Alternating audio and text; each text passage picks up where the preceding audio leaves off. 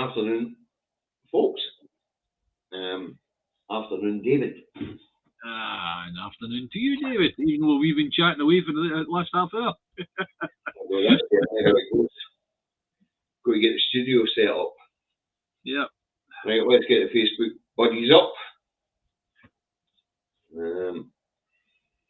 Normally I would have the Facebook set up on my big screen at the left-hand side here, but I'm not doing it. Oh, hey, see this guy? I could put a bet on him every time. Chris Fisher. Hi, Chris. John McGee has just popped in. Stephen Kelly's just popped in. John McGee, sorry. Avril Lamb's just popped in.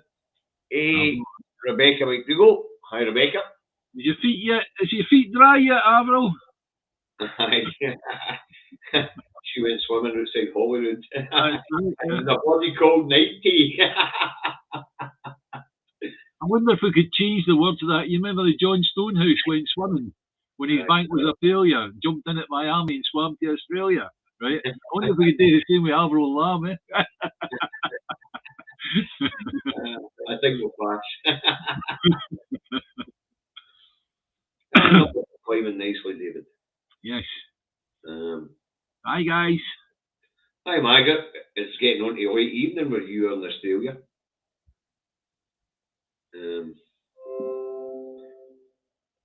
Oh, bugger off. I'm sorry to hear that noise every now and again, folks. I've subscribed to a lot of different things, and so when new articles come out, I get notifications. Simple as that. I'll put you a couple of hunks, says William. Hold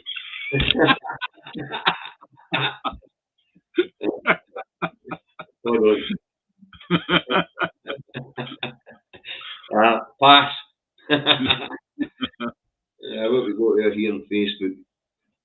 Hi, Joanne, Ruth, and our Joanne. Stephen, Gary. Hi, how are we doing? 65. Right, we're moving along fine. So, where do you want to go with us? Where do you want to start? Well, I was going to say we've got a special guest today. We've got Carol Vorderman on with us today, but she's not appearing live. She's allowed us to put up one of her videos, right? But we'll come to that a wee bit later. But we were discussing before we came on air about the chief executive of Centrica, who's been on tears with. He's been in tears with. I'm dreadfully sorry. I really am. It's horrible, right? The only thing he's sorry about is the fact that the Times caught him. Right. So, folks, to give you a wee bit more background on this, because David's right into the point. The chief executive of Centrica, David, what's his name? Oh, I have no clue. He's Scottish. I know that much. Anyway, the chief executive. What the hell do I want to know that tube's blooming name for? Well, you told me earlier, I just thought you'd remember. Anyway, the chief executive of Centrica has been on the television crying and saying that he's sorry that the people that he employed to debt collect had been kicking in people's doors so that engineers could go in and put in prepaid meters. Yeah. Wow. You don't do things like that to human beings. You know what I mean? The situation is so awful. And Centrica actually have their own gas wells. So it's not as if they're being held to buying gas and having to put a wee bit of profit on it to keep them running. They get everything. And if the gas is blooming expensive, then it means that they win more profit. Aye. Yeah. So, Brian, thanks very much for that. Shiva Dog clapping his hands. Thanks, Brian. If we were watching on YouTube, that would be a super sticker. It's not a super chat, and it will be built flatness on it. All right. So thanks. That's very generous, Brian. Update, folks.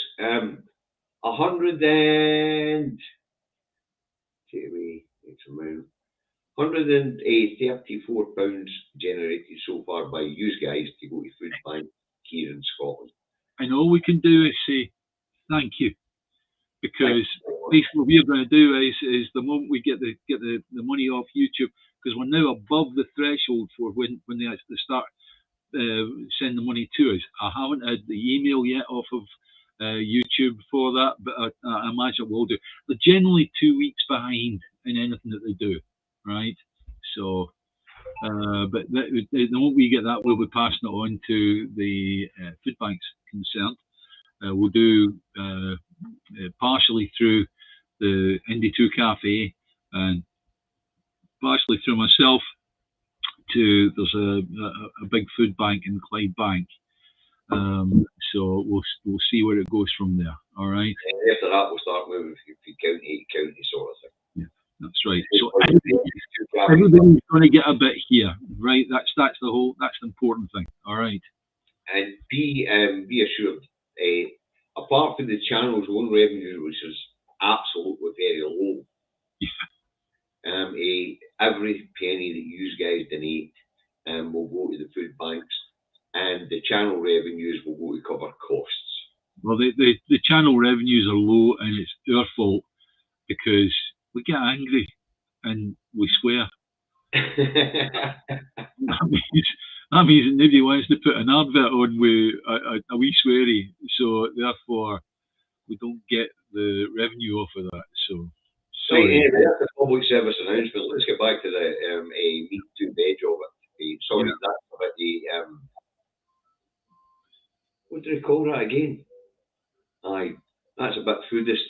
We're not allowed to do foodist. Meat to veg. All right, okay. Right. So anyway, what were we talking about there? It's however much the amount is with it. I think, yeah. Aye. It's however much the amount is, right? Yeah, sorry. Yeah, we were talking about Centrica. Centrica, as you know, own British Gas and Scottish Gas. And Scottish Gas, right? Okay, well, yeah, right. And because they've got their own gas rigs, and because it's a complete big industry on its own, they've practically got almost, in terms of Britain, a monopoly, right? Because we don't buy much gas from Europe or as well as Russia, right? 4%. I think it was 2%, wasn't it, that we bought off of? 4%. Yeah, okay. So therefore, they get the profit directly from the end users in Britain, right? And if your gas goes up, well, that's directly as a result of them putting the price up and making more profit. The international market's involved here, kids. Yeah, that's right. Yeah. So when this guy was on blooming sobbing his heart out this morning about how sorry he wasn't sorry at all. He's bloody happy. He's his shareholders have done bloody well over the past while, and he was just sorry that the Times reporter managed to catch him out. And that was a cracking wee bit of investigative journalism where the guy got himself a job with the guys that were going in and putting in the prepayment meters. My goodness me, that guy earned his wage. Definitely did. Do you know, we don't get enough of that these days, David. That used to be quite common in newspapers. I know, it was, yes. But the problem was, it was all done for the wrong reason. It was the News of the World exposing, it was all wrong. It was all for bad reasons. If you get a reporter that's acting for good reasons, in the public interest, the way that the fourth estate's supposed to work. Yeah. Speaking truth to power. Yes, speaking truth to power, exactly. Right. You know, now, if you don't mind, I'm going to hurry something along because I really do feel that this is something that should speak to all of us, right? Now, Carol Vorderman, she first came to view on TV. I think, did she do the weather at some point? She did the weather at some point. No, Countdown. She's a mathematician. I know she did Countdown. I know that, but I thought she did something before that. Anyway, And she's a lovely-looking lady, and she's very, very. On your misogyny, boy. Yeah, yeah. It's all right. I'm an old man. I can appreciate somebody looking nice. All right. You're looking particularly nice today as well, David. You know, what can I say? So she was taken to the heart of the people in Britain, right? And she was recognised for being quite an intelligent lass as well, because she was able to do a lot of mental arithmetic and all that sort of thing, right? And she came on to the London Economic have picked her up actually on a breakfast TV programme, and we're going to play this to you now.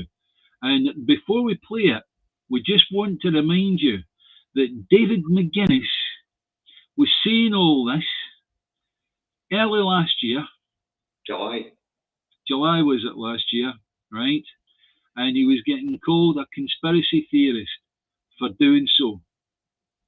Now, because Carol Vorderman says it, people are more ready to accept the facts. Let's go. Well, you had to put one. Rishi Sunak, our Prime Minister, co-founded a hedge fund called Theleme, and no one's talking about it. Theleme invested in the last few years £1 billion in Moderna shares. Rishi Sunak said he has put all his assets into a blind trust. He has refused, and The Guardian was the last newspaper to report on this in November 2020. At that point, he refused to say whether he holds assets in Theleme and therefore in Moderna. So that man came out in front of 10 Downing Street, as our Prime Minister said, accountability, transparency, all of this. If you are true to your word, Rishi Sunak, tell us, do you own, through Theleme or any other means, shares in Moderna? Because if you do, are we now talking about insider trade? We just want transparency. I agree with wanting transparency completely.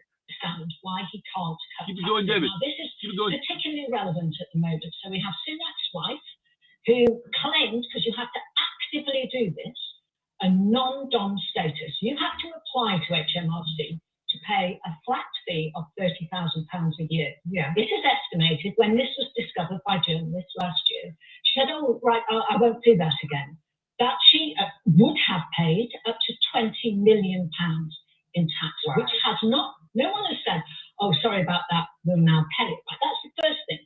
And at the moment, as you know, front pages all the time, Nadeem Sahawi.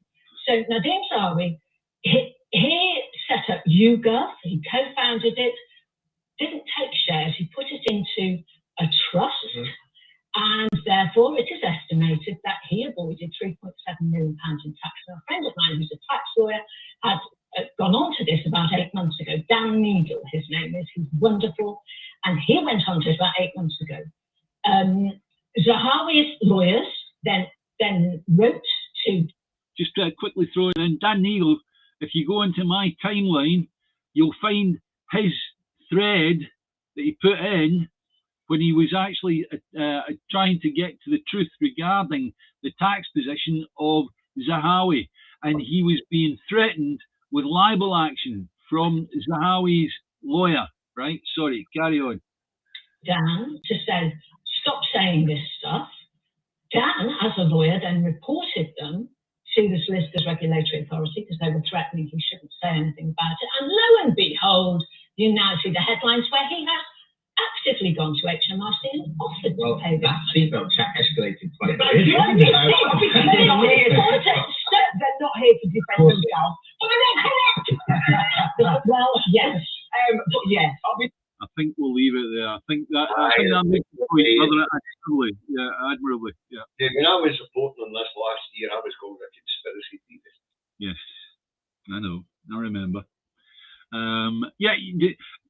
Do I know something? The nice thing about it is that as time goes on, when we talk about stuff, and it's like later on it comes out, it shows that we've done the work to find out what's actually going on and try to honestly pass that on to people, because we don't want money for this.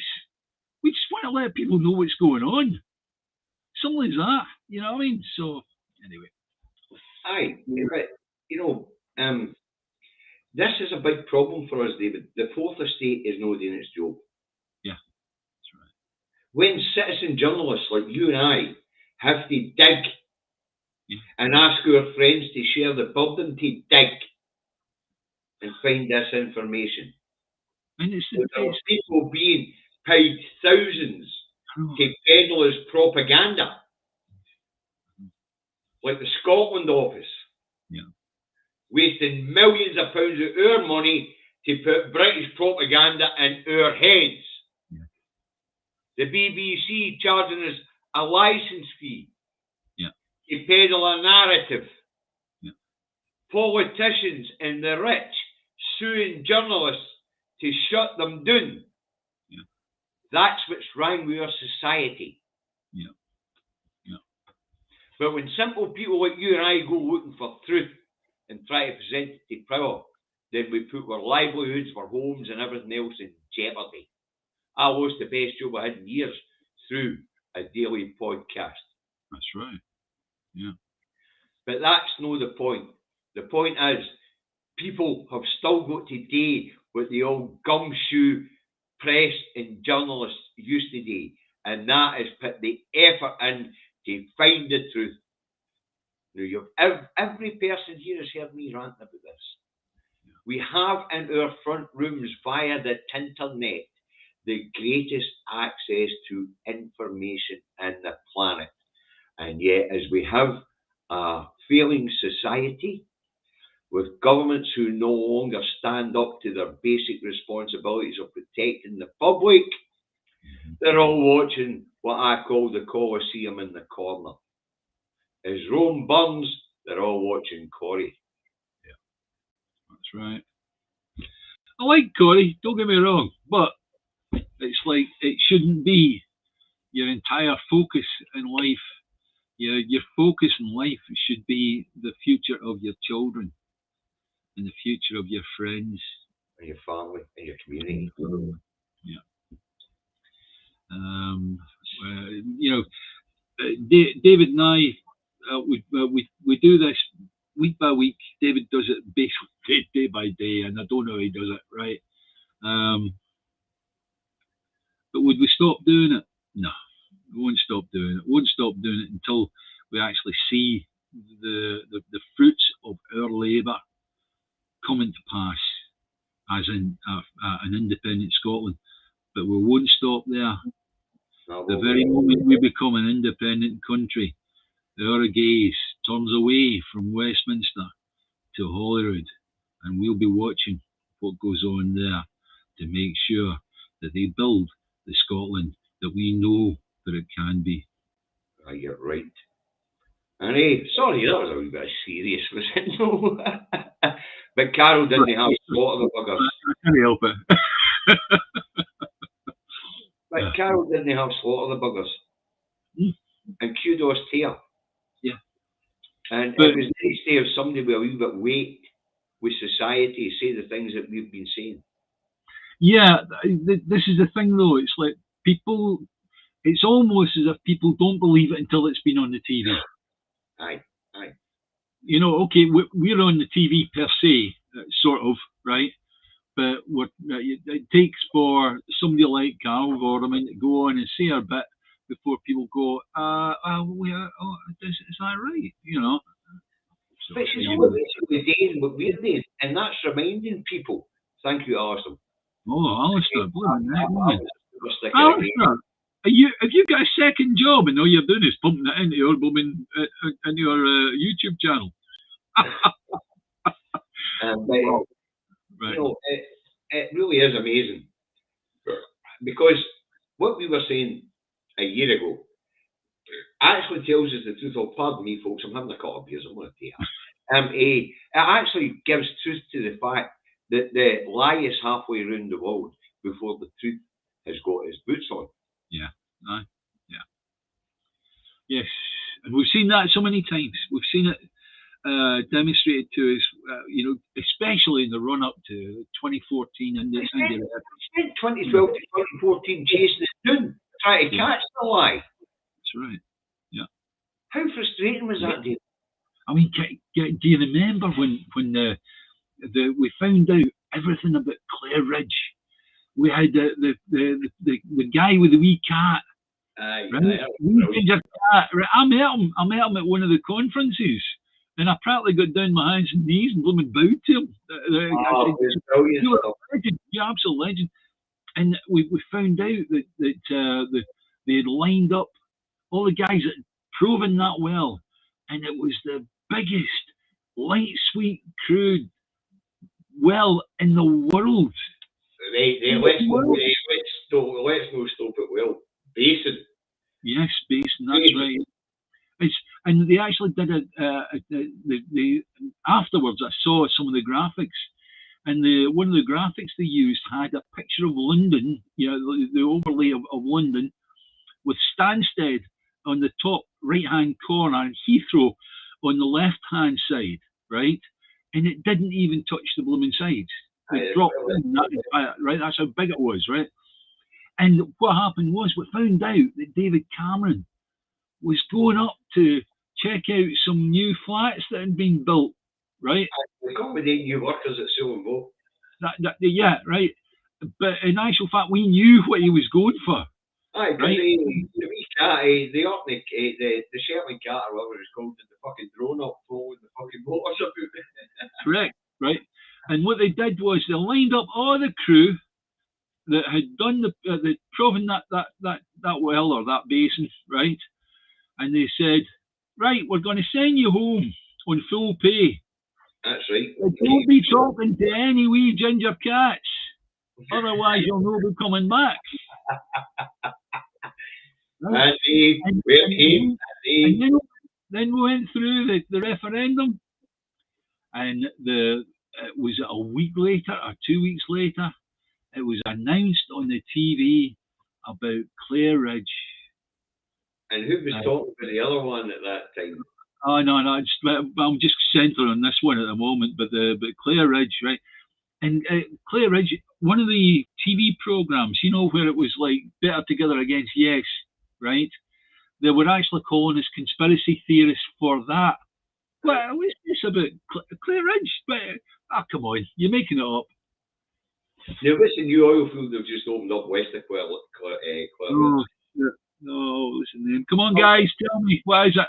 Somebody will put it in the comments. Yeah. And it's even bigger than the Clare Ridge. Yes, that's right. Yeah. The Clare Ridge was special in that it was the largest light, sweet, crude basin on the planet. On the planet, so, yeah. I mean, don't forget, you've got, what's the country in South America? Oh, it's the Campbell. The Campbell. That's right, Campbell, yeah. Thanks to Alex on YouTube for that. On Facebook for that, Alex. Yeah. Sometimes the memory files are hard to pull forward. Yes. Especially when we're talking about a decade now. Yeah. Because I was talking about Campbell a decade ago when people were talking about the Clare Ridge. What was the big file that we put out? The field report, the Subsea 7 report, the Subsea report, right. And it's got all the mineral reserves that are in Scotland and right around the UK. And number 7, the Subsea sump, they call it. It's the West Atlantic. It's the biggest oil and gas reserve on the planet. Now, the thing about it is that I tried to put that up on a Facebook post, and there was too many characters. It was that big that Facebook cannot. You can only. Was it 27,000 characters? It was right. Was the maximum, and this went way over it. So I had to bridge some of it, So. They also had to put the PDF file up, and they were blocking that as well. Mind, they were blocking it. We actually eventually had to start directing people to. I think it was a Yahoo America. Yes, that's right. They actually held it. They stored it. They had the actual file. Yeah. At that time, we were telling people to switch to Yahoo America to get a grip of this file. Yeah. Because they had the PDF file open for people in America to read, where it wasn't available for us. it was open for American executives to read, but it wasn't open for people in the UK to read. So we eventually had to start downloading the stuff with Yahoo America Mind to put it out there in the public. That's right, I remember that. BBC question time is from Glasgow tonight. I thought I saw a few extra airplanes coming in over the top of the house, flying in all the ringers. I know, Nathan, you're right. If David and I applied to go in question time, we'd be able to get for France. You know the talk show that takes place in the morning, every morning, that's called K, right? It's like, and you hear something and you think, I'll book it, and you go dial in the number, right? You know for a fact when you get through, they're just going to go, what? Go away.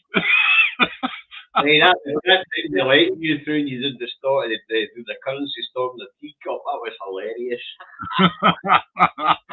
Hey, Kiwis and Dutch. That was you, Bob. I was Bob after I was talking to him because we was in the hill and I had a cement mixer and I was installing at the time. I'm not going to mention the particular company I was working for. But I pulled in and I've got the earphones in and the wee mic and our calls in and it was on oil reserves. And it wasn't a K, it was one of the stand-ins and I ripped him a new one. In the 1970s, they thought it was only 15 years worth of stuff. Come on, get it. And then I mentioned Claire Ridge and Campbell, and next thing you know, I'm cut off. I've never been allowed back home again. But then you had Sir, what's his face? He wasn't Sir at the time. And he came on, there's 15 billion barrels of oil. That's right. And he became Sir Ian Woods after that. I said the man's a traitor and should be in jail. Yeah. But more importantly, the reason why he got away with it was because he hadn't been knighted at the time. If he hadn't been knighted at the time, he'd be misusing the position in public office. Yes. And we could have had him. We could have had him in the courts. Oh, well. Anyway, I guess we better get back on track. Let's talk about strikes. Right, okay.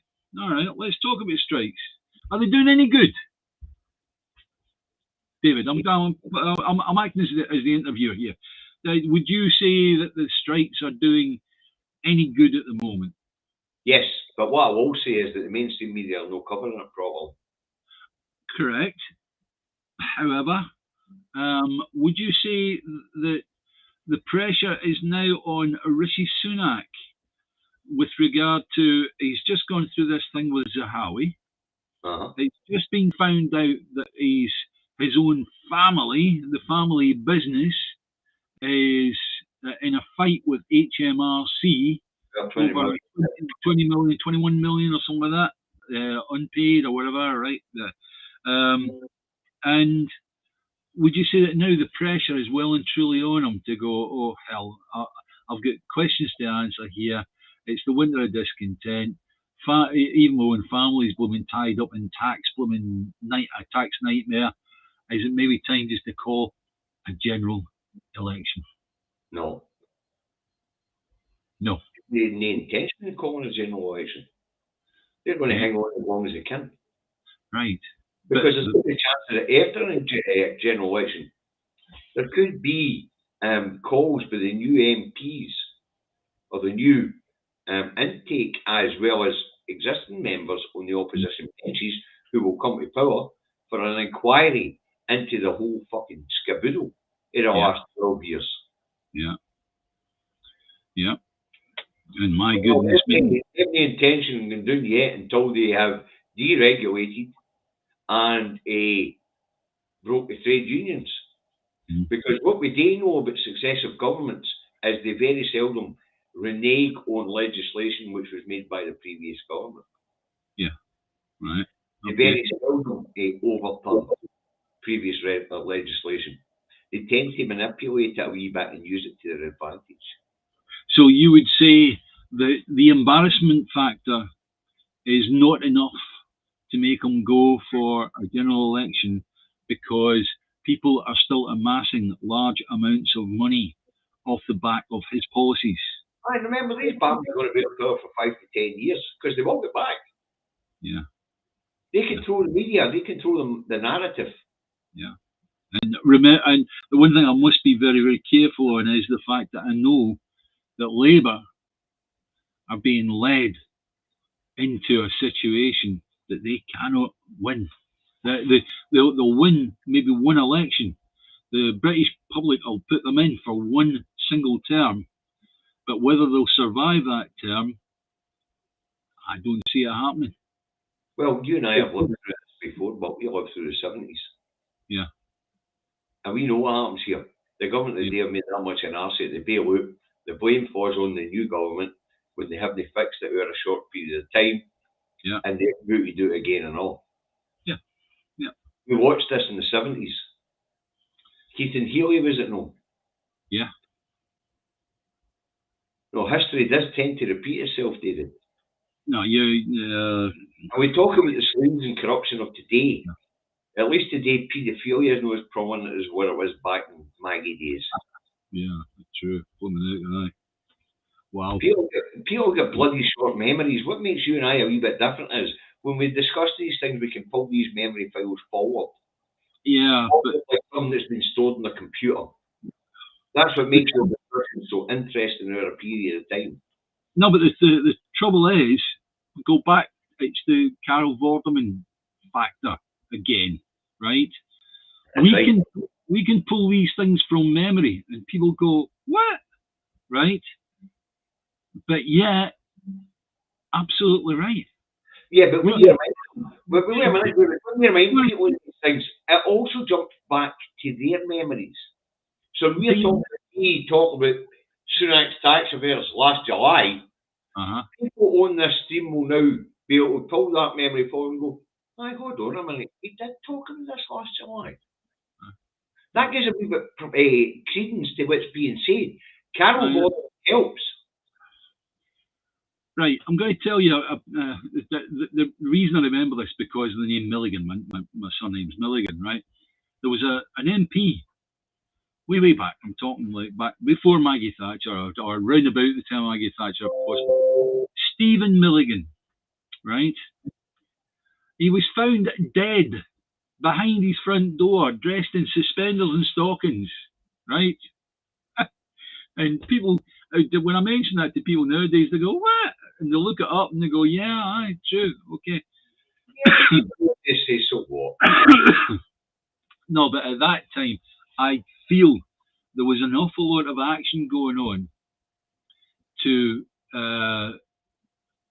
blackmail certain leaders into certain actions. And the way that they were blackmailed was either through a connection to paedophilia or a honey trap or whatever. To say that the whips were actively gathering information on MPs, especially the ones that were on the dark side, to manipulate them to vote in the direction that the state wanted them to vote in. There is absolutely no doubt. There is hundreds of evidence of that stuff, David. Yeah, but people look at that. People look at that and they think that's a John le Carre novel or whatever. That's what I was going to say. Yeah. If you were to write that, or I was to write that in a novel, people would think you were mental, but they would buy it. They'd buy it and read it and wouldn't see the reality of it.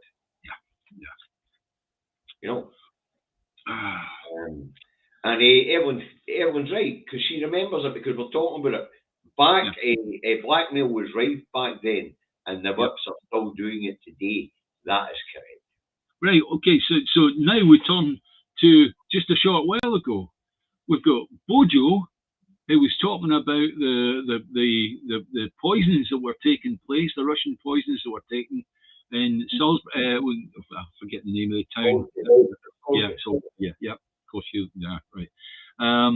And then he jumped on an airplane to Italy, met up with his mate Lebedev.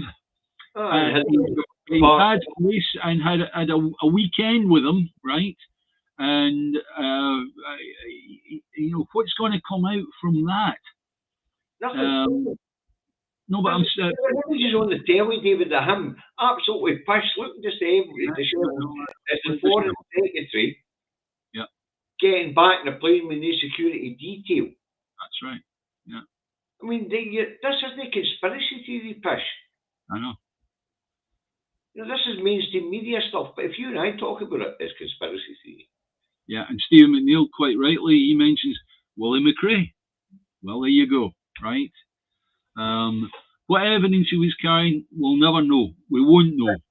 It's moved on for the debauchery to beyond debauchery. That's why we have things like super injunctions and things like that.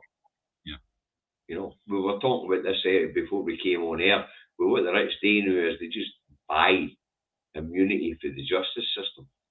Yeah, I like your description the other day there when you were talking about the House of Thieves and carpetbaggers, literally dripping from the corruption dripping from the ceilings, running down the walls. Aye, well, that to me was a lovely word picture. It really was. It described the place exactly as it is. These people they're beyond corrupt. They're smiling when they've been caught out because they know fine well nothing is going to happen to them. I want to put this one up here because this is a good point. We'll be interested to watch what will happen with Carol's career from now on. You know, what's interesting about and I'm going to move on to this, and this is another one he's one they call conspiracy, and that's the 77 Brigade. Yeah. It's now come to light in mainstream media articles that they were compiling dossiers on prominent public persons during COVID who disagreed with the public narrative. And they were even going as far as they shut down the public narrative. Yeah. Now, some of us are called paranoid for believing that's happening now, but I had Meta accuse me of copyright and I write all my own stuff. Yeah. You know, and all of a sudden I'm banned and I have to make my videos public after I broadcast them. Only friends and family can see them. Yeah. If that's not, who's got the power to do that?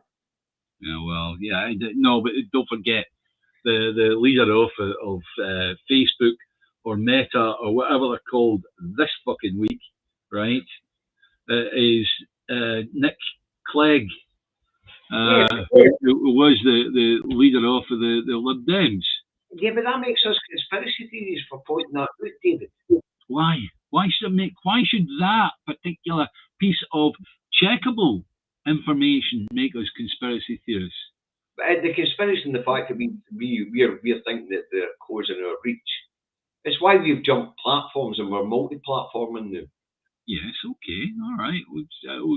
Well, by doing that, we have managed to stay alive, managed to continue having an output, right?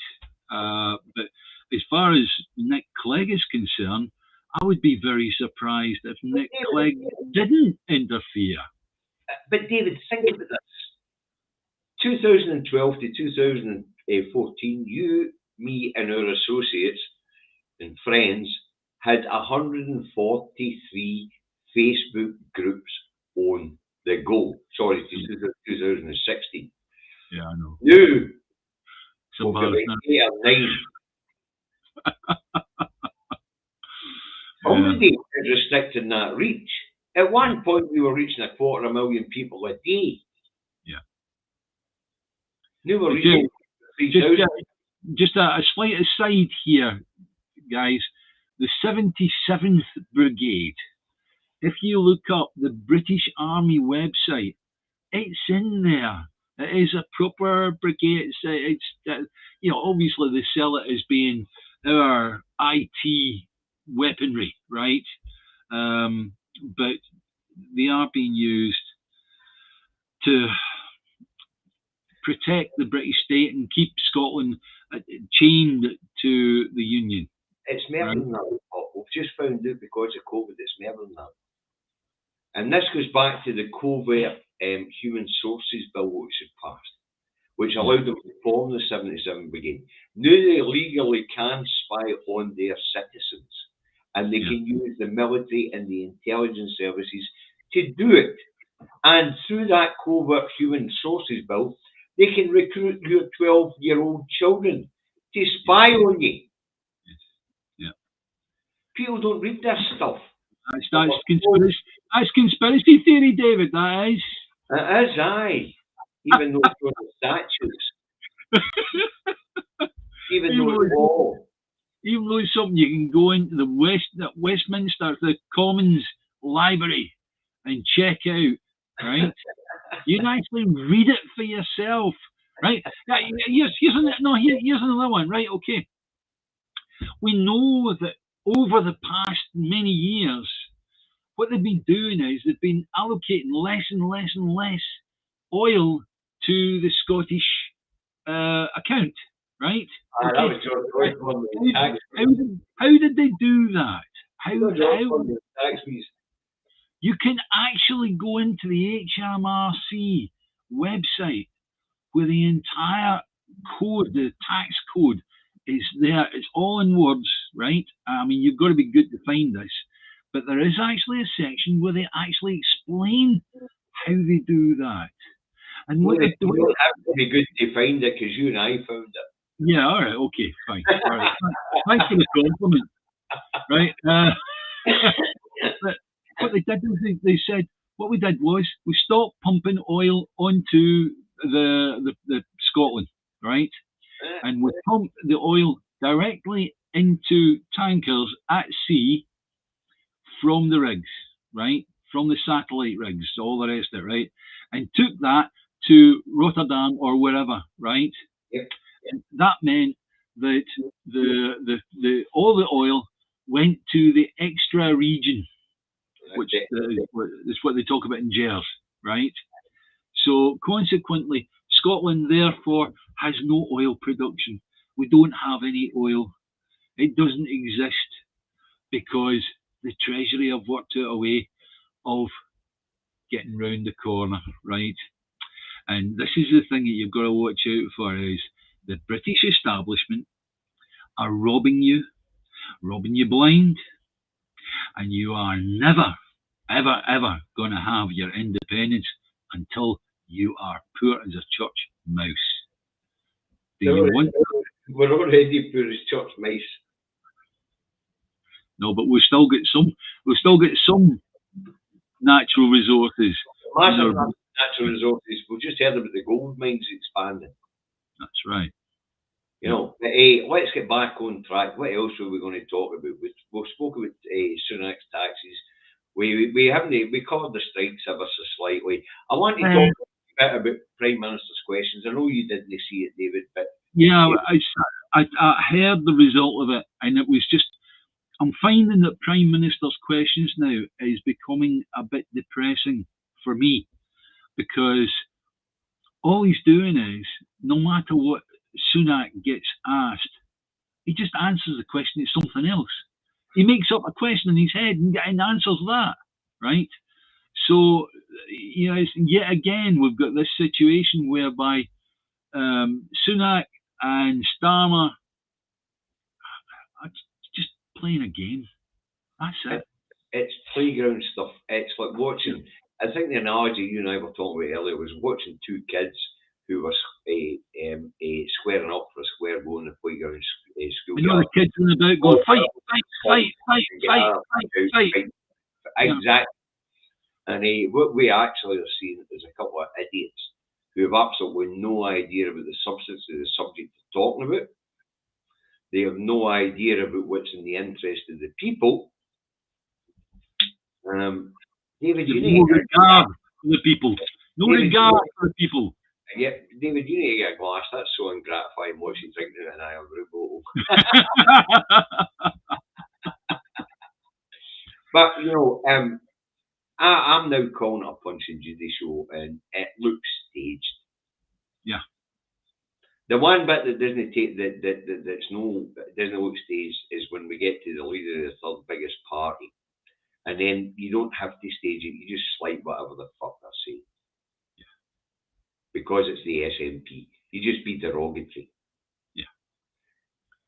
And as Alistair was just pointed out, the baying mobs behind them go wild. It's like that punch up in the playground. It's disgusting.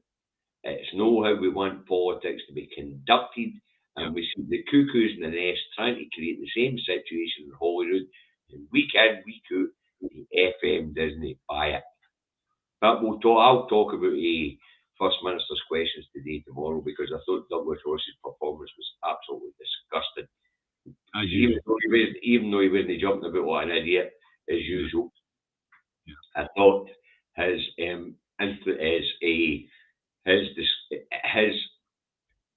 contribution turned my stomach. Trying to personalise a whole group of people or the behaviour of one person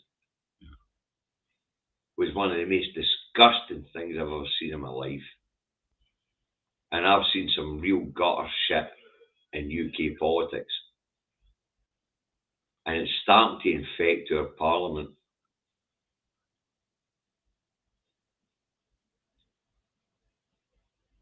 You have to stick some vodka into that bottle of Iron Brew. How do you know already? No, guys, I don't... the bottle instead out of a glass with some ice in it. I'm beginning to think there's vodka in it. I've got a wee admission to make here. I've never been a drinker. Back when I was a teenager, I used to.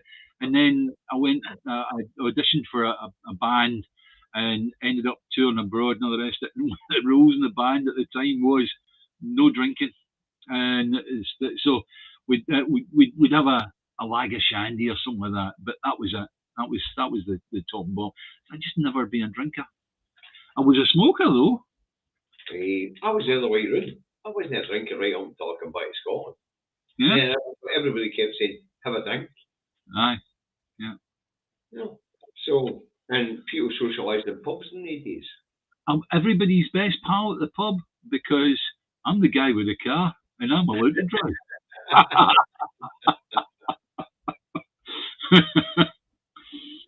Chris says they attack our seats of democracy. They attack the people. Of course they do. Yeah. These people are democratically, more democratically than in Westminster, elected to serve us. But the key word there is serve. Yeah. They don't serve. They only serve themselves. I have to say there are certain parties today of the people's interest at heart in Scotland. I would put the Greens up there, followed by the SNP, who are a wee bit more socialist than the Labour Party. If I had a choice of giving somebody right now a wee medal for what they've managed to achieve in amongst all the mess and all the catcalls by the blooming, the Scottish Labour and Scottish Tories and all the rest of it, Humza Yousaf. What a guy. Brilliant. Absolutely brilliant. He's managed to withstand all of that pain, all the catcalls, all the rest of it, right? All the calls for his blooming resignation. And yet, here we are, he's starting to come back out again. The Scottish NHS are managed to achieve decent things. My God, the guy must have gone through a horrible time. Listen, if people don't understand what Humza went through, then I'm going to lay it out because that's the sort of guy I am. Yeah. He restarted all these services that were shut down. Yeah. He then hit a winter flu epidemic like we haven't seen since 2016. Yeah. In the middle of a COVID pandemic. Yeah. And he's turned the waiting time figures round in a couple of months to being better than what they were pre-pandemic in England. Yeah. Pre-pandemic in England, when Public Health England shut down, issuing the figures that were hitting about 67, 68%. Yeah. Yeah. Tuesday's figures says that Humza has managed to turn it around to where 70.1% of people are being seen in 4 hours, treated in 4 hours, either discharged or moved on to a further treatment in 4 hours.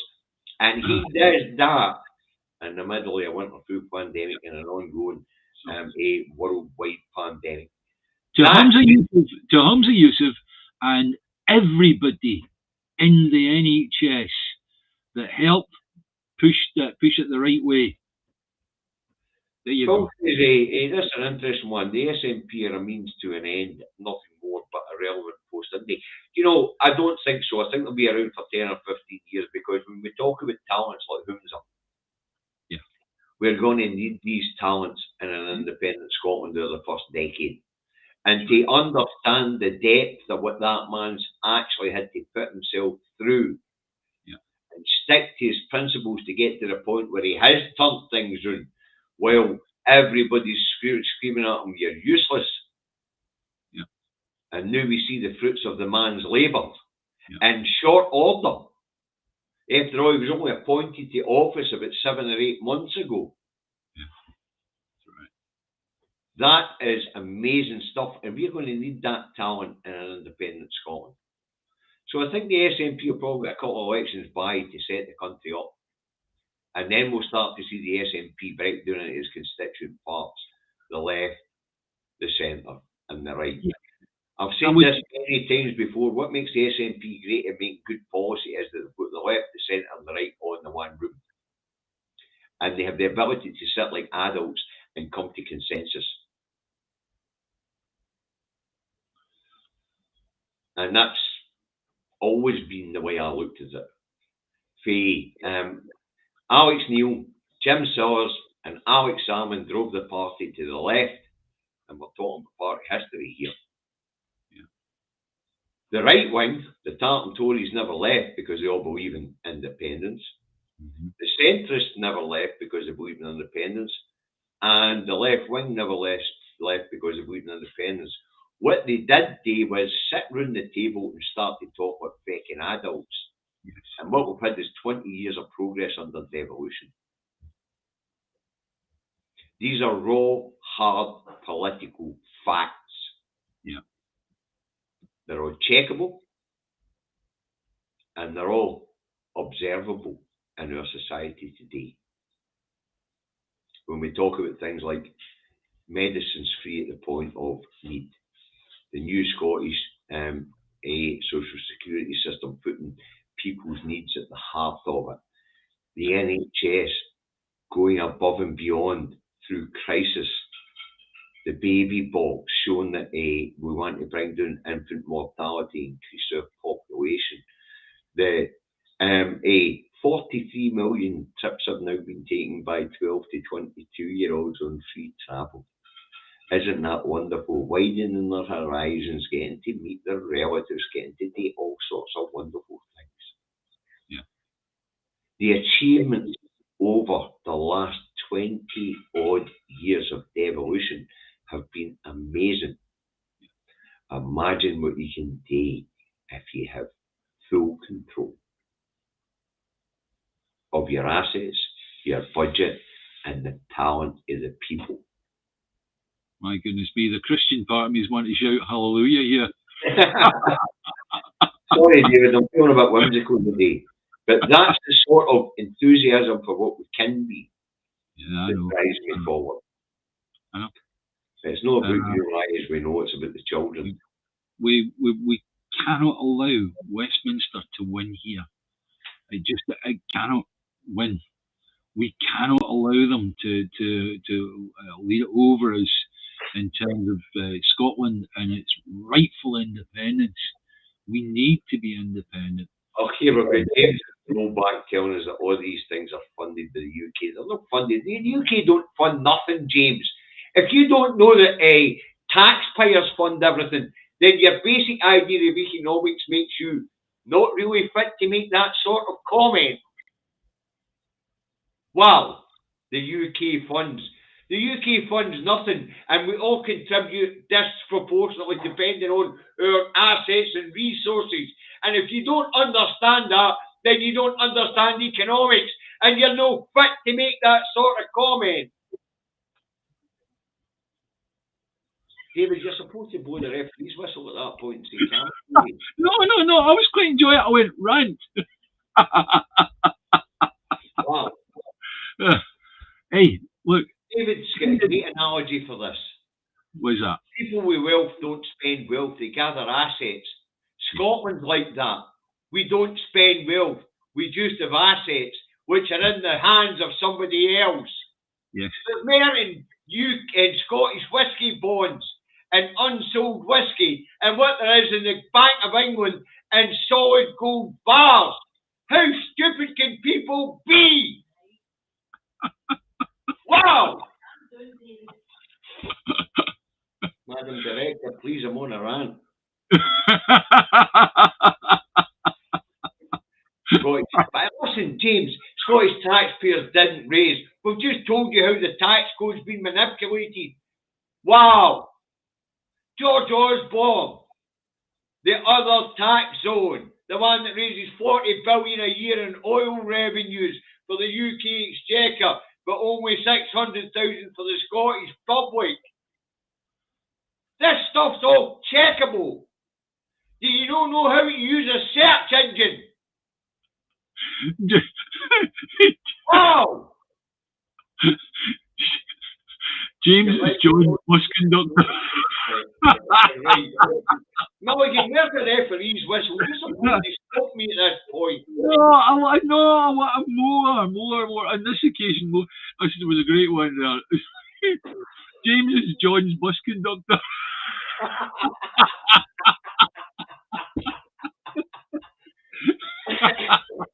Don't get me started. Always can't go back. We're stuck in time. Yeah. No, but I work with a lot of lovely bus drivers. They're fantastic guys.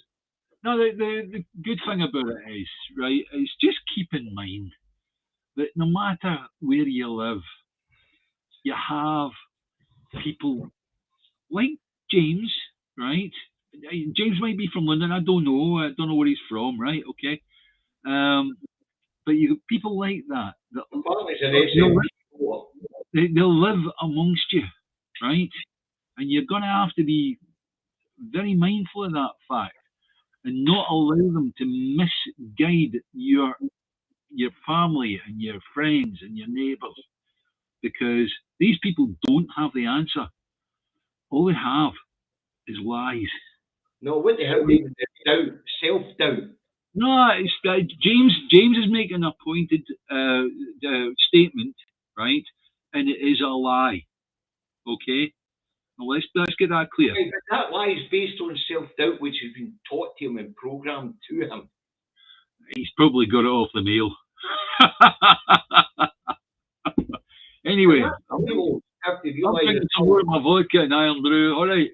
Right, and we're getting near the end of this, so I'm going to wind this up and say, people of Scotland, we have created the modern world from the fact that we have a hugely intelligent population. Yes, that's right. We administered the British Empire. Yeah. We set up the Bank of England. See, when they say things like, what currency you want to use? What are you fucking talking about? We're the people that invented this stuff. I know. Wow! I banged my head off the wall. We created the Bank of England. We created banking regulations. We created central banks. And they're asking us what currency we're going to use. Woo! Talk about the fucking idiots leading the blind. Final thought of the day is Bank of England have put up the interest rates, right? Now then, it is now become pretty obvious that the central banks around the world wish to release digital currencies so that they can have complete and utter control over all of your spending plans. Now, I ask you a simple question. Who would you like to control your spending? Would it be a central bank controlled by those down in Westminster, or a central bank controlled in Scotland for the people of Scotland? I'll leave you with that thought. Aye, it's not a bad thought, David, actually. And it's a great thought to end on, because that's what it is. It's all about civil liberties being eroded. And these central banks are creating this financial downturn deliberately by tightening up on money's availability, and they take back all the assets and they take back control, and they reset the system to benefit themselves. Yeah. Yeah. There's another conspiracy theory to throw out there.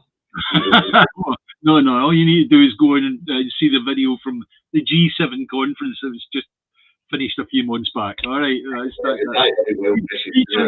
featuring Rishi Sunak, Chancellor of the UK, signing up to digital currency. Right, guys. We've done what we were, David. I've probably done everybody's dingers, and I'll be lucky if James comes back again. But it gets hard sometimes. It really does get hard. Yeah. When people refuse to see what is in front of their eyes. And to round this one up, what I'm going to say is our greatest asset is our people. Yes. Remember, we invented the modern world. Yeah. And we're still at the forefront of all the sciences and all the engineering sciences and everything else. And that's because we're a curious people. We're a friendly people. Scotland invented the 20th and 21st century. I'll tell you what, give us half a chance, we'll invent the 22nd and 23rd. All right? It'll be far better than these buggers are proposing. Right, that leaves only one thing left to say. If you're on YouTube, wait a minute. If you're on YouTube, please hit the like button, it helps the channel. Yep. If you hit the subscribe button, the bell notification button, that also helps the channel.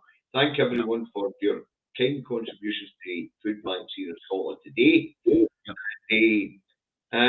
If you're on Facebook and you intend to share this footage or this broadcast, then give me a couple of minutes when we go offline to change it to public. Otherwise, when you put it up the groups, all you get is content not available, okay, because Meta's restricting me. Yep. No, there's only one thing left to say, and it's